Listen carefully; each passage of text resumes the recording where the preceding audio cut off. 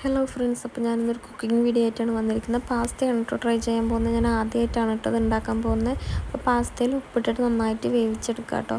പിന്നെ അതിനായിട്ട് ആവശ്യം ഉള്ളി, തക്കാളി, പച്ചമുളക്, വെളുത്തുള്ളി, കറിവേപ്പില. വേവിച്ച് വെച്ച പാസ്തനെ വേറൊരു അരിപ്പയിലേക്ക് മാറ്റിയെടുക്കുക. അതിൻ്റെ വെള്ളം പോകാൻ വേണ്ടിയിട്ടാണ് കേട്ടോ. പിന്നെ എണ്ണ ഒഴിച്ച് കൊടുക്കുക, ഉള്ളി ഇട്ടിട്ട് നന്നായിട്ട് വഴറ്റി കൊടുക്കാം. അതിനുശേഷം തക്കാളി ഇട്ട് കൊടുക്കുക കേട്ടോ. തക്കാളി നന്നായിട്ട് വഴറ്റിയതിന് ശേഷം നമുക്ക് വെളുത്തുള്ളിയില്ലേ അത് ഇട്ട് കൊടുത്തിട്ട് നന്നായിട്ട് അതേപോലെ തന്നെ വഴറ്റുക കേട്ടോ.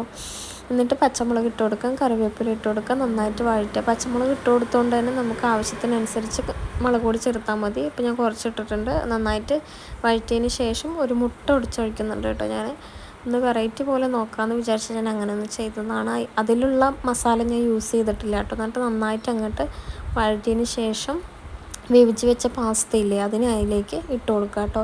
എന്നിട്ട് നന്നായിട്ട് എല്ലായിടത്തും മസാല പിടിക്കാൻ വേണ്ടി നന്നായിട്ട് അങ്ങ് വഴറ്റി കൊടുക്കാം. ഇതാണ് എൻ്റെ പാസ്ത കുക്കിംഗ്. അപ്പോൾ ഇഷ്ടമെങ്കിൽ ലൈക്ക് ചെയ്യുക, ഷെയർ ചെയ്യുക, സബ്സ്ക്രൈബ് ചെയ്യുക. അപ്പോൾ ഞാനൊന്ന് കഴിച്ച് നോക്കുന്നുണ്ട്, കുഴപ്പമില്ല എന്ന് തോന്നി, മോൾക്കും കൊടുത്തു. അപ്പോൾ ഇന്നത്തെ വീഡിയോ ഇത്രയേ ഉള്ളൂ. താങ്ക്